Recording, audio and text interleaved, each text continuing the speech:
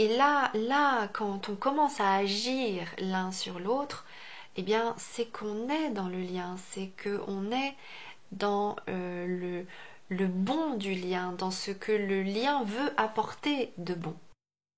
Pour être sûr de recevoir toutes nos vidéos, abonnez-vous et cliquez sur la cloche. Bonjour. Bonjour. Très souvent, vous revenez vers nous en disant qu'est-ce qui peut faire changer mon autre? Il est dans une situation où il adopte un comportement où j'aimerais agir, j'aimerais transformer. Et du coup, est-ce que c'est possible? Comment peut-on agir? Est-ce qu'on peut agir? Est-ce qu'on a le droit d'agir? Voilà, tous ces aspects-là, sur son autre, sur le lien, quelle est la marge de manœuvre? Que faire? Quel choix faut-il faire? Voilà, est-ce qu'on peut revenir un petit peu sur tous ces questionnements qui sont des questionnements extrêmement importants Oui. À un certain moment du lien? Oui. Je dirais que la première chose à regarder, c'est votre intention. C'est vraiment de clarifier pourquoi est-ce que vous voulez l'aider. Qu'est-ce qu'il se passe pour que vous ayez tellement envie de l'aider? Je dirais que c'est la première chose à regarder. L'autre chose à regarder, c'est que bien souvent, c'est plus facile de regarder vers son autre que de regarder vers soi. Et c'est à cet endroit-là que utiliser l'extraordinaire, la magie et la spiritualité, par exemple, pour faire revenir son autre, pour s'orienter vers un chemin qui est plus dirigé vers l'autre que vers soi, eh bien c'est un chemin qui n'est pas celui en effet de la spiritualité. Alors je suis peut-être un peu directe en disant ça, mais ce que j'essaie de dire par là, c'est que on ne peut véritablement agir sur le lien que en étant au bon endroit du lien, que en étant en lien et que en étant dans le lien. Ce que j'entends, c'est mu par de bonnes intentions, saines et profondes. Oui, c'est ça. Plus que pour une récupération ou pour une manœuvre sur l'autre. Exactement, parce que là on est hors lien. On est dans un espace de souffrance, on est plus dans un espace et c'est pour plein de raisons, et c'est vraiment sans jugement. Mais je pense que c'est important de l'entendre, d'entendre que on peut aider son autre si c'est vraiment votre intention. Et aujourd'hui, de toute façon, on ne peut pas faire l'impasse sur ça parce que on entend tellement de choses sur les flammes jumelles. Nous-mêmes y participons, ok, mais c'est tellement aujourd'hui décortiqué dans tous les sens que tu vois, toi, tu n'as pas pensé il y a 27 ans de m'aider. Ah non, non, non, non, bien sûr. C'était pas... Et d'ailleurs, c'est un aspect très important, ce qu'on va dire là, c'est que on n'a pas forcément à être en pleine conscience du lien flamme jumelle, du lien d'amour qui est autre chose. Oui, mais moi, le lien flamme jumelle, j'en avais absolument aucune idée. Pour autant, ça ne m'a pas empêché d'avoir une véritable évolution intérieure qui a produit à ce que quelque part ça agisse un peu aussi sur toi, même si toi de ton côté ton évolution personnelle faisait que toi aussi tu cheminais quelque part vers toi-même, et qui dit vers toi-même dit vers le lien. Exactement. Donc En fait, favoriser c'est exactement ça. Favoriser que son autre ait une ouverture à lui-même, puisse avancer vers lui-même, est suffisant, est très nécessaire, nous le pensons, afin que, effectivement, à un moment donné, les deux se rencontrent à un endroit. Exactement. Et là, vous voyez, si vous ne saviez pas tout ça, tout ce processus flamme jumelle, toutes ces informations, bah, qu'est-ce que vous feriez naturellement et spontanément de vous-même? Pour beaucoup, peut-être vous continueriez simplement votre vie, alors en ressentant toujours quelque chose pour l'autre, dans l'amour, ok, mais cet endroit de l'aider, par exemple, cet endroit de... vous voyez là, on pourrait dire que c'est un petit peu le mental qui essaie de récupérer ça et de vouloir en faire quelque chose de contrôlant. Or, on n'est pas du tout dans un endroit contrôlant. Non. Tu voulais dire Non, on n'est pas du tout dans un endroit contrôlant. Et d'ailleurs, la compréhension, certes, elle est utile, elle peut être nécessaire à condition que ce soit pour identifier les endroits de blocage, pour identifier les endroits où vous allez pouvoir évoluer, mais elle n'est jamais suffisante. Comprendre, ça n'est jamais suffisant pour transformer la situation, pour vous transformer vous-même, pour transformer ce lien.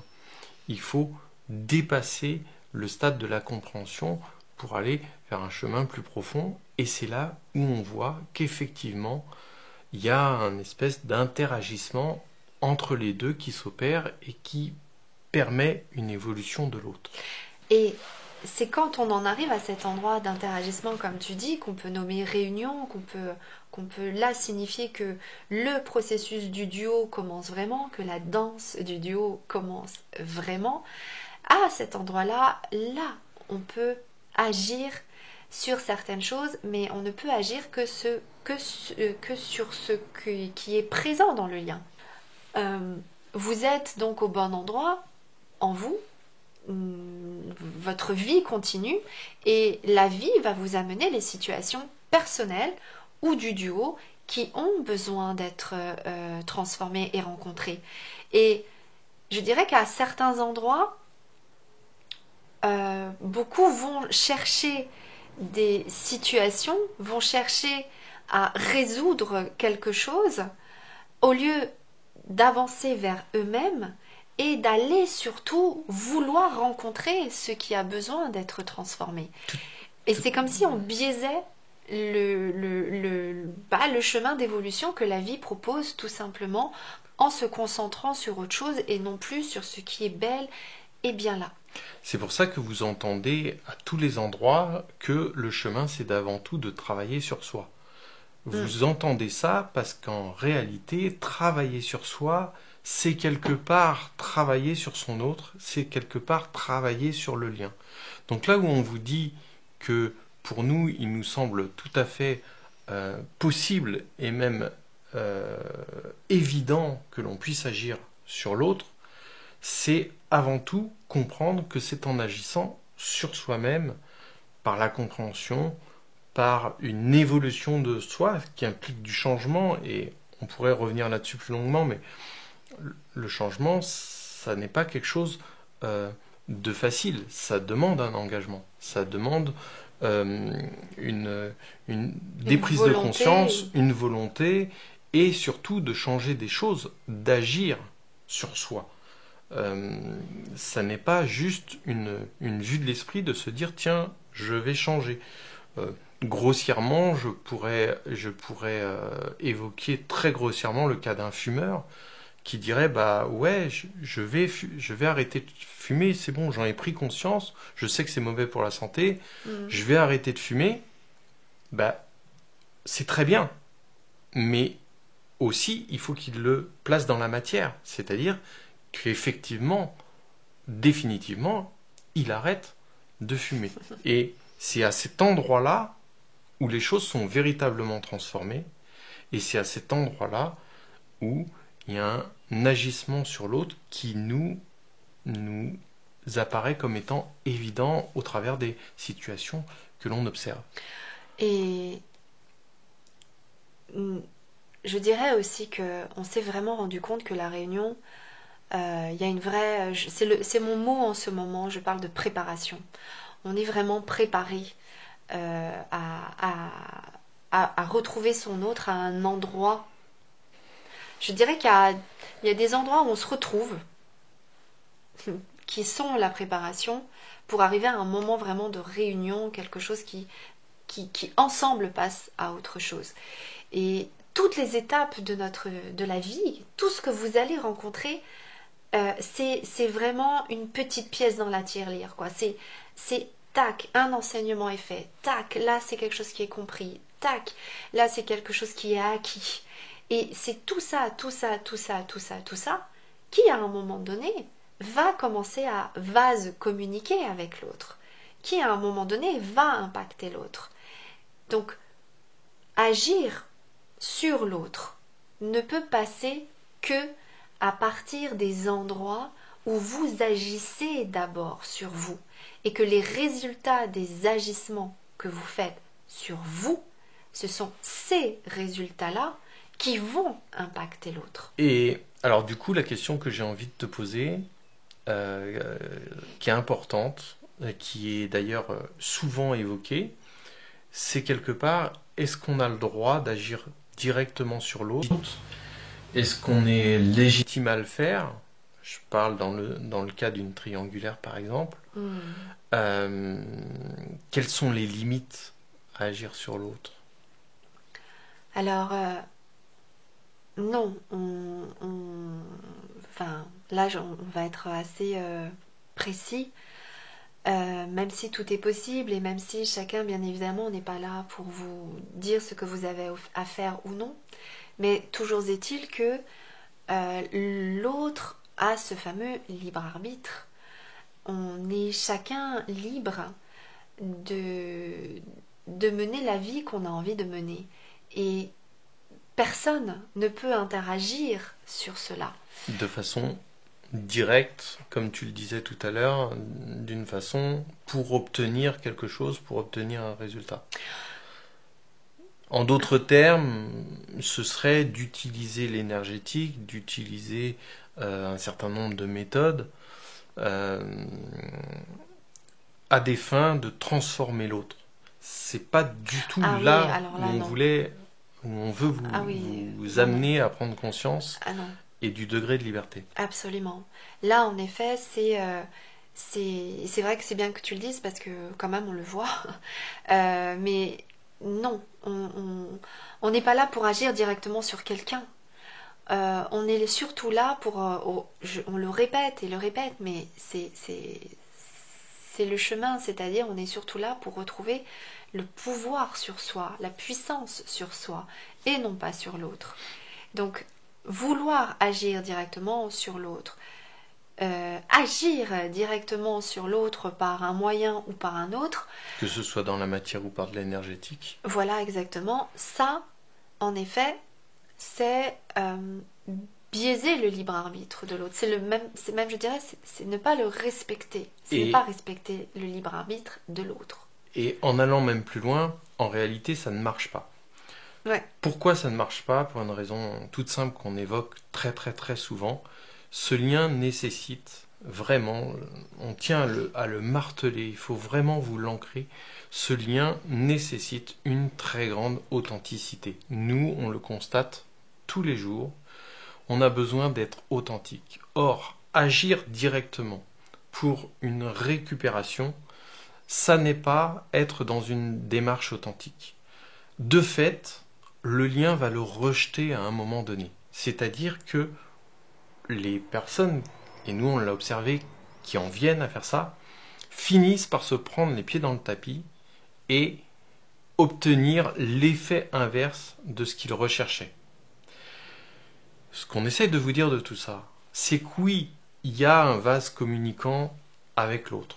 Oui, on agit sur son autre, mais c'est pas de façon voulue, intentionnelle, calculée, non authentique, mais bien à partir du moment où vous mettez en situation d'évolution, de transformation personnelle.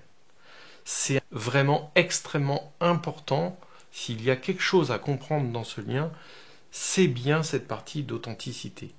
Et de la compréhension, transformez-le en quelque chose qui vous permet d'avancer. Absolument.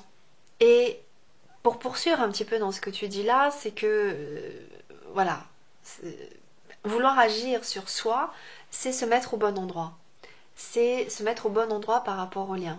Alors, comme on est en train de vous le dire, du coup, agir directement pour changer l'autre, ça n'est pas possible parce qu'on n'est pas dans une authenticité, on n'est pas dans un endroit qui est juste pour l'un comme pour l'autre et on ne respecte pas le libre arbitre de l'autre. Pour autant, il existe un cas où, lorsque l'on est en contact direct avec son autre et que, surtout, l'autre a signifié qu'il rentrait véritablement en conscience du lien qui vous unit, à ce moment-là où effectivement il est possible, donc dans le possible il y a aussi une histoire de choix, il est possible que ce que l'on fait va agir sur l'autre.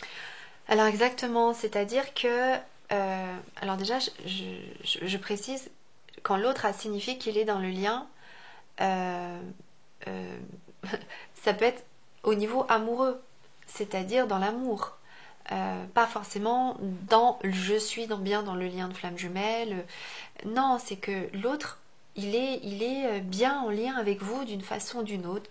Qu'il ait conscience ou non de tout ce qui se passe, ça c'est pas ce qu'il y a de plus important. Mais en fait, quand vous êtes vraiment face à face, là, ce qu'on pourrait dire pré-réunion, qui est réunion. vraiment une discussion de cœur à cœur.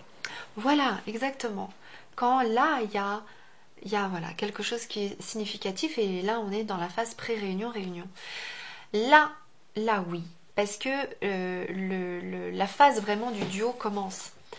La dynamique du duo commence. Et dans la dynamique du duo, eh bien, il y a tout ce qui peut concerner le karma du duo, les énergies plus négatives, les blocages, les blessures. Il reste plusieurs endroits qui restent encore à transformer, qui restent encore à aller voir. Et à cet endroit-là, quelque part, c'est un moment où on fait un peu le chemin ensemble. C'est ça. Et donc, à partir de ce moment-là, effectivement, là, il est possible d'agir beaucoup plus directement, contrairement à ce qu'on évoquait au début de la vidéo. Exactement. Donc, vous voyez, c'est vraiment des endroits de nuances qu'on est en train de préciser ici. On tenait quand même à assumer cet endroit que, oui, c'est quand même possible d'agir sur le lien. C'est comme quand on parle du fameux vase communicant, c'est une manière d'agir sur le lien. Mais un vase communicant, c'est bien quand ça passe de l'un à l'autre, de l'autre à l'un. Et on n'est plus dans un espace de séparation. Et tiens, à cet endroit-là, je vais vous préciser ça aussi, c'est que la phase de pré-réunion, c'est un espace où tous les endroits de séparation, en fait, sont mis en avant. Tout ce qui reste séparé, la séparation, ça n'est pas que on n'est pas ensemble. La séparation, il y a plein d'endroits qui restent séparés. Il y a des endroits dans le cœur qui restent fermés, c'est une séparation.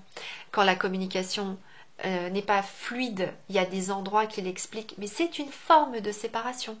Il y a des endroits aussi d'habitude, de sexualité, de coutume, j'ai envie de dire.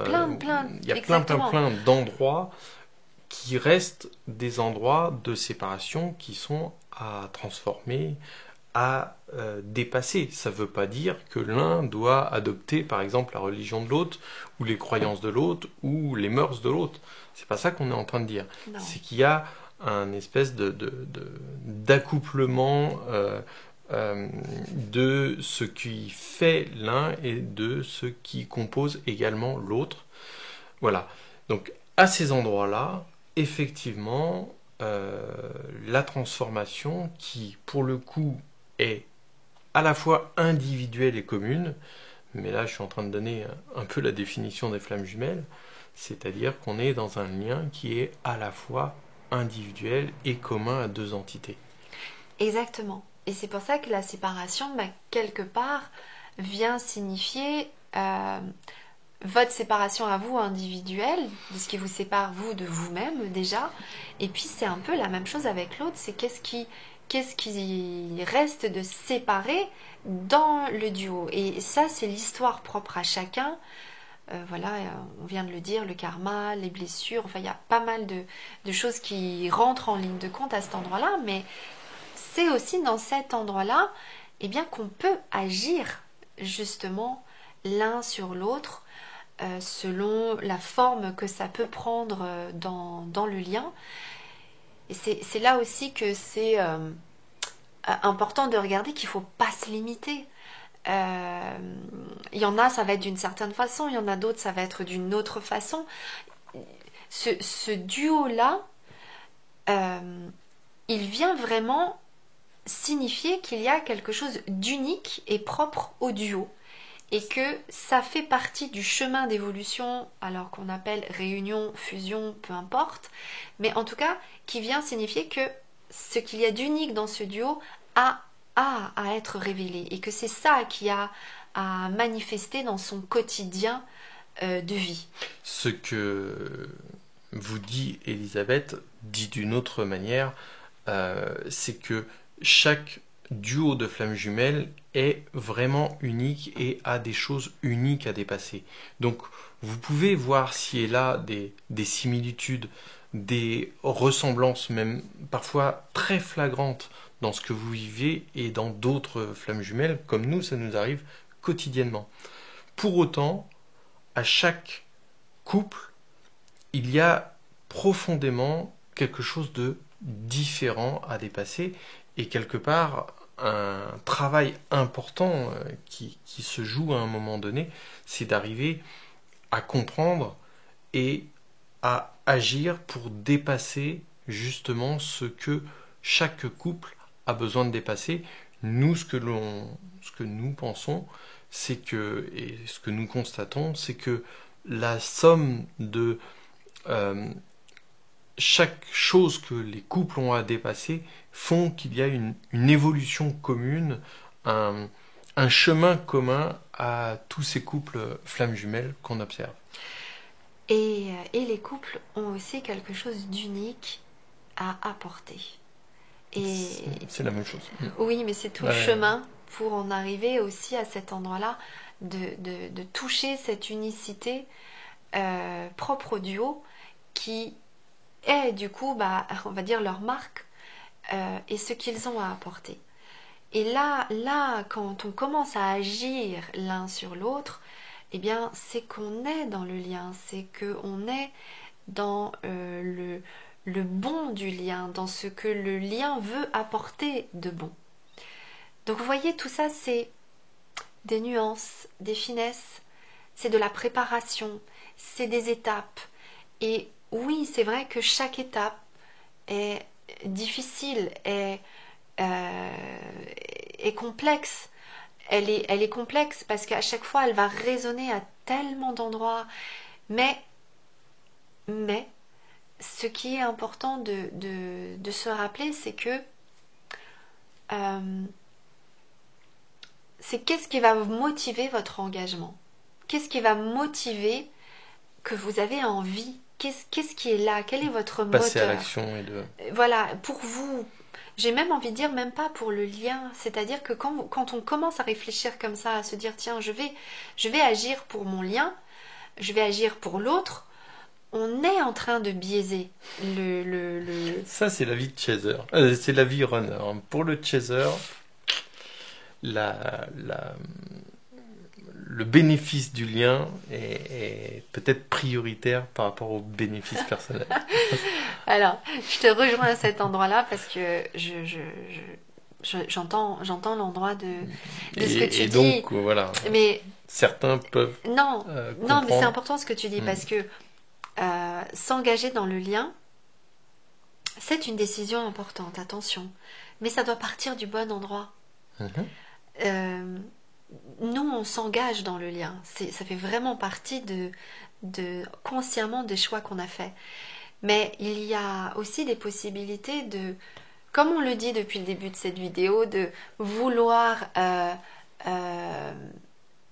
être avec son autre, agir pour son autre, pour le récupérer et pour que ça vienne répondre à des manques, pour que ça vienne répondre à des peurs, pour que lui vienne être la solution de quelque Non, chose qui non, ne va c'est pas chez pas, soi. c'est effectivement pas à cet endroit-là que ça se Non, passe. pas du tout. Mais c'est vrai, et tu as raison quand même de le préciser, c'est vrai qu'un yin va penser, Être plus sensibilisé par rapport. voilà, exactement, qu'un yang, lui, va vraiment être orienté vers son duo, vers son autre, vers son lien. Le yin aussi, mais il est vrai différemment, c'est complémentaire. Mais le yang, et c'est ça qui est magnifique chez le yang, c'est il ressent le lien. C'est lui qui va être un peu la température du lien. Il amène beaucoup, beaucoup d'informations dans le lien. D'ailleurs, c'est pas pour rien que bien souvent, c'est les yang qui reconnaissent leur complément, ce qui est un peu plus difficile pour les yin de reconnaître leur complément. Mais parce que le yang, il est dans le lien. Lui, il ressent le lien d'une façon très tangible, là où le yin va ressentir le lien d'une façon plus éthérique et ouais, pour le coup, je vais dire plus spirituelle en fait. L'expérience du lien est plus spirituelle pour un yin. Bref, on va fermer cette parenthèse. Mais voilà, ce qui est surtout important, de respecter le libre arbitre de l'autre. Et de vraiment reconnaître quand vous êtes dans le lien au bon endroit, quand l'autre est dans le lien au bon endroit. Ça veut dire que là, la danse du duo commence. Et que quand cette danse a commencé, eh bien oui, là, on peut agir. Là, il y a quelque chose qui peut se passer. Et avant ça, on peut agir aussi, mais d'une façon Plus... non directe, plus intérieure Ouais, sur vous-même. exactement. Alors, excusez-nous. Nous sommes bien conscients que cette vidéo est très compliquée. On amène beaucoup d'aspects sur ces notions justement de pouvoir ou pas agir sur l'autre, à quel moment. Donc n'hésitez pas à revoir cette vidéo pour bien comprendre, parce que vraiment c'est très très très important.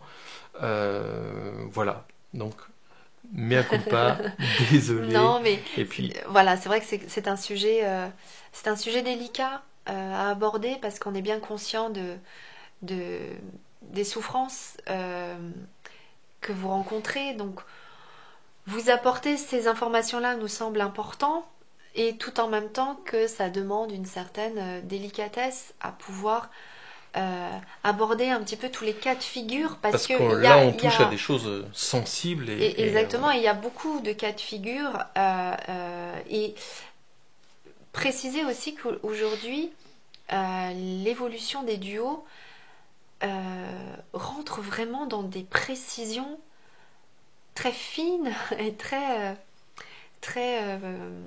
voilà, ça amène à des endroits vraiment percutants. Donc, savoir à chaque fois comment agir, comment ne pas agir, ça demande vraiment d'avoir une vision claire et de bien comprendre ce qu'il se passe. C'est là où on vous inviterait, en tout cas si vous rencontrez dans une situation comme ça, où vous ne savez pas trop comment agir, ce qui se passe, n'hésitez pas à prendre rendez-vous avec nous, n'hésitez pas à venir nous rencontrer dans les stages. Aujourd'hui, on est à même de pouvoir apporter, en tout cas vous aider, nous, notre démarche, à travers les outils qu'on connaît, à travers les aides qu'on nous apporte.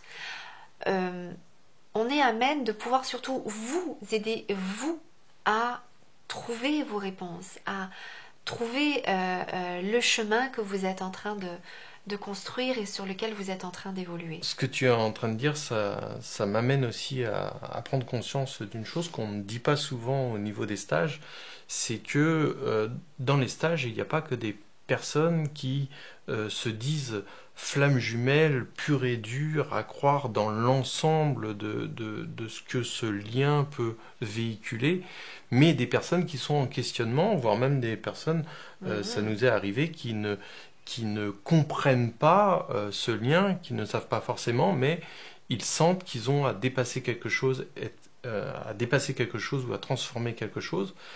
Nous, on n'est pas là pour convaincre les gens qui sont dans un lien de flamme jumelle que ça existe ou que ça n'existe pas. Ça n'est jamais le cas dans les stages. Nous, on parle de notre expérience. On voit l'expérience des personnes, ce qui s'y joue, et tu permets la transformation de certains endroits qui sont dans le lien véritablement important, mais qui sont aussi importants d'abord pour les personnes qui viennent et qui sentent qu'il y a autre chose à voir que ce qu'ils ressentent de prime abord. C'est quelque chose qu'on n'évoque pas. Oui, c'est très vrai. souvent. C'est vrai. Bah, en fait, il y a tous les cas de figure en fait dans les stages et c'est pour ça que dans les stages on apporte quand même beaucoup d'éléments, beaucoup d'informations sur les flammes jumelles, mais sur une vision, sur surtout qu'est-ce que ça apporte en fait tout ça quoi, et qu'est-ce que ça va vous apporter à vous concrètement dans votre relation, dans votre vie pour vous. Donc on est C'est pas quelque chose de fermé. non, voilà, on n'est pas du tout là-dedans et de toute façon les stages c'est plutôt des moments dynamiques et des moments que nous en tout cas on veut évolutifs, j'ai même envie de dire, même par exemple dans Flamme Divine ou dans tous les services qu'on propose en fait. Donc c'est vraiment d'essayer de vous amener vers ce qu'il y a de bon dans ce que vous êtes en train de rencontrer. Et tout en même temps de vous accueillir dans ce que vous êtes en train de rencontrer et vous aider à débloquer ce qui a besoin de l'être pour vous amener à ce qui a besoin d'être révélé, d'être voilà, d'enlever un petit peu tout ce qui bloque quoi. On tenait à vous rappeler les stages, les inscriptions sont en cours, vous pouvez vous inscrire, retrouver toutes les informations à travers le lien qui est dans la description. N'hésitez pas à les regarder. Si vous avez des questions, vous pouvez aussi nous contacter. Il y a moyen de nous contacter. Vous pouvez même prendre un rendez-vous gratuit pour qu'on puisse voir avec vous ce qu'il en est, vous présenter davantage ce qui s'y passe, en tout cas répondre à toutes vos questions. Mais les stages, c'est vraiment un espace qui vous est dédié. C'est un espace qui est vraiment rempli de tout ce qu'on connaît du lien de flamme jumelle, de tout ce qu'on a appris personnellement, professionnellement, et puis on va dire aussi plus spirituellement. Voilà, alors laissez-nous des commentaires, c'est important, ça permet aussi à ce que les personnes voient ces vidéos, ça permet aussi à ce que des personnes comprennent mieux ces vidéos, et comprennent mieux surtout ce qu'ils vivent intérieurement et dans la matière. Donc voilà, on vous remercie et on vous dit à très bientôt. À bientôt, prenez soin de vous. Au revoir. Au revoir.